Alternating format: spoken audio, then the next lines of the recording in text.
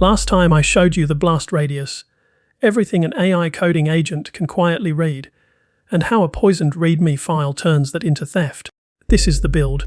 By the end you'll have a copy and paste cage that drops that blast radius to 0 on any Linux, free, no root, no Docker required. First measure. I point the agent at the project and ask one innocent question. What can you reach? Watch the list. The SSH key into every server, cloud credentials, package tokens, Git logins. The database your browser keeps your sessions in. 6 credential stores, wide open, and none of it exotic. It's just the normal contents of a working machine the agent inherited on day 1. You can't cage what you haven't measured. Now the build. The trick isn't to ask the agent to behave, it's to make sure the keys aren't in the room. Let me walk you through it, step by step. Step 1. Install your agent on the host. First, pick whichever agent you use. Maybe Claude, maybe Codex, maybe OpenCode. Whatever you already have on your machine. For Claude, you install it with npm, one global install. That puts the binary on your USA local bin path.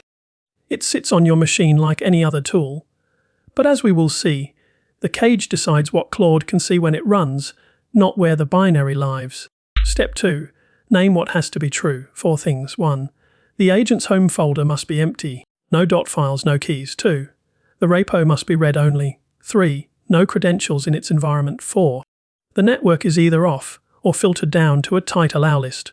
We set that up in step 5. Step 3. Write the cage. One command, line by line.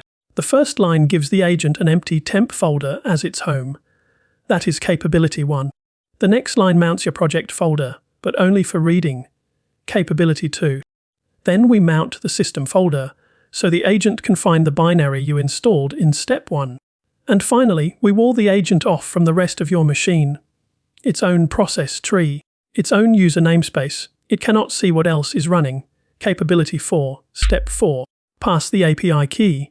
Your agent has to talk to its API, so we add one setend line with the key. Yes. This bends capability 3. We accept that for this one variable. Everything else stays out. Step 5. Open the gate. The cage needs a guest list.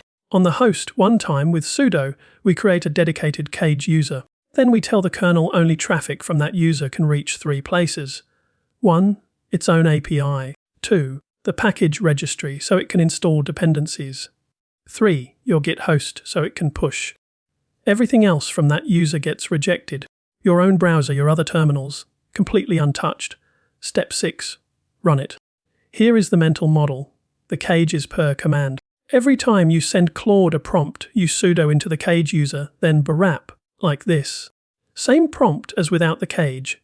The kernel sees the user id, applies the allow list automatically. Bwrap spawns a fresh cage, runs Claude inside, tears it down when Claude exits. The next prompt gets a brand new one. Alias the whole thing once, and you forget the cage is there. You have the recipe. Before we run it, let us look at what is actually happening under the hood. Because once you see it, the cage stops feeling like magic and starts making sense.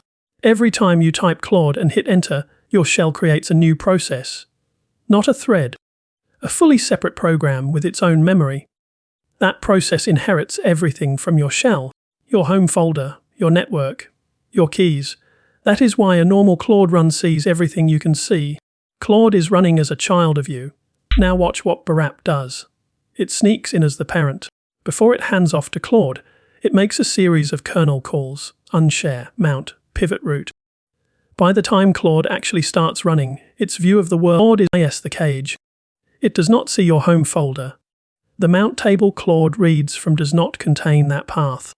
Claude is born inside the cage and has no idea there is anything outside, and it cannot undo this.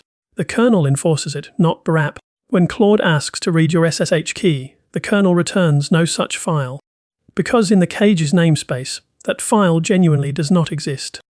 When Claude tries to connect to a blocked host, the kernel rejects the packet. Every syscall that would let Claude break out requires privileges Claude does not have, and every prompt gets a brand new cage, empty home, fresh namespaces, no state from the last run. When Claude exits, the kernel reclaims everything, nothing persists. Yesterday's compromise does not help today's attack.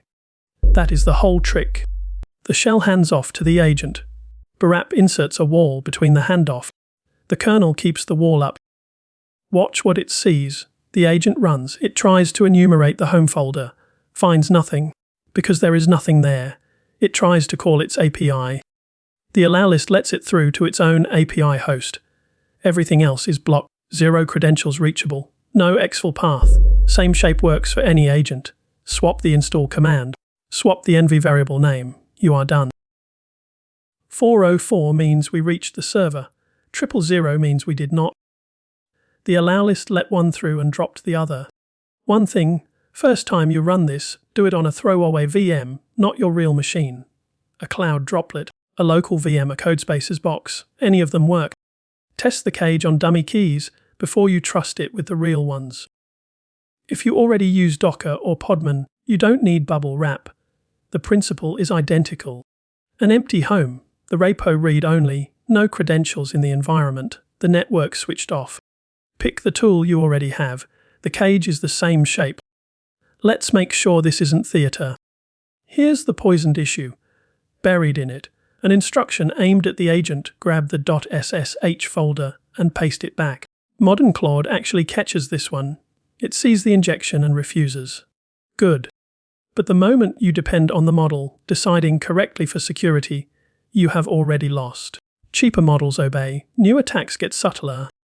Inside the cage, it does not matter what the model decides.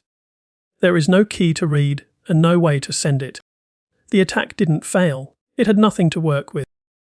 One caution: don't put the full lockdown on everything.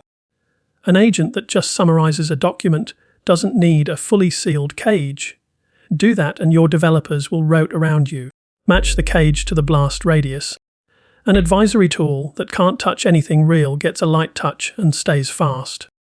An autonomous agent holding production keys gets every wall we just built. Same toolbox, different settings. That's the whole build. Free, rootless, copy and paste. Every command and a tiered tool list are in the description. And to be clear, this is a generic setup you can run yourself, not the stack we use at my company, Bankdata. The point is the capabilities. You can build them with almost any tool. Next time, we build the killswitch that stops a runaway agent from burning a fortune in tokens. I'm Stig. See you in the next one.